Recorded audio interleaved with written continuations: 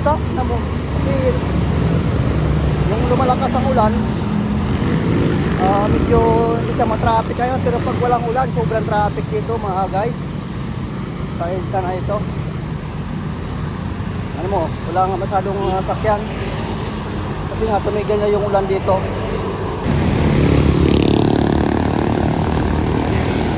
Kapag yun yung linis ng kalsada, walang nabubuhol-buhol ng traffic. Kaya walang dumadaan sa bike lane. Ano?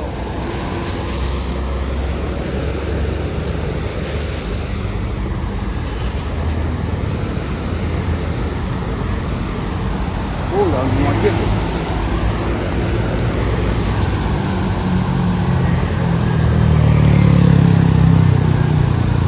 Dati halos ang bike lane, walang bakante. Pag traffic, lahat ng motor dahil dumadaan sa bike lane dati. Ngayon wala na, maluwag na ang kalsada.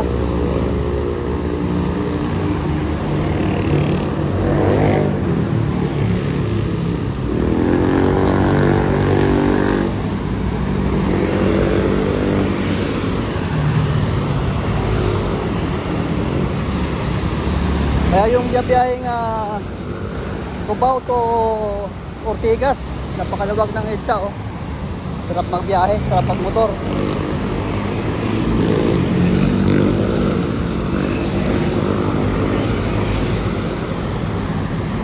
Ayan, oh.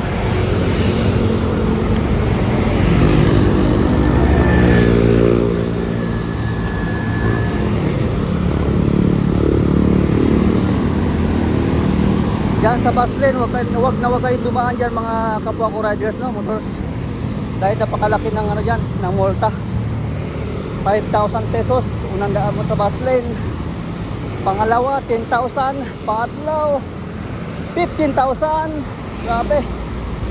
Tumataas mga kapwa ko riders yung penalty sa bus lane. Kaya ingatan niyo, wag kayong dumaan diyan, iwasan talaga yung bus lane na yan dahil napakalaki ng ng penalty mo. Akalain mo sa unang daan mo pa lang sa bus lane na picturean ka ng NCAP 5,000, umulit ka pa 10,000 na yon, napakatlo pa 15,000 na yon. Kaya malaki. Kaya doble na tayo mga kapwa ko riders. Kahit anong traffic, wag dumaan sa bus lane. Ingatan mo talaga yung pera mo dahil maubos sa babayad lang sa sa penalty mo. Sa bike lane medyo okay pa, walang problema sa bike lane. Sa bus lane lang po talaga napakahigpit. Kita ka sa NCAP ng camera. Ano? Kaya kung maaari, iwasan mo yung bus lane, no? Para sigurado iwas multa rin, iwas butas ang bulsa, di ba? Tama. Kasi mabubutas yung bulsa mo yan, mga idol, sigurado. Malaki ang penalty talaga yan sa bus lane, nakakatakot. Saka ano pa siya, tumutubo siya, yung may interest habang tumatagal yung hindi mo ito nabayaran. Kaka-interest po yung penalty. Kaya magtataka ka bakit ang laki ng babayaran mo. Dahil nga sa penalty niya, no? Ayan, bakit na ako sa aking trabaho, no? Kaya kung bago ko sa akin channel, huwag kalimutan mag-subscribe and click the notification bell para update ka sa aking mga videos dito sa Manila. Ayun.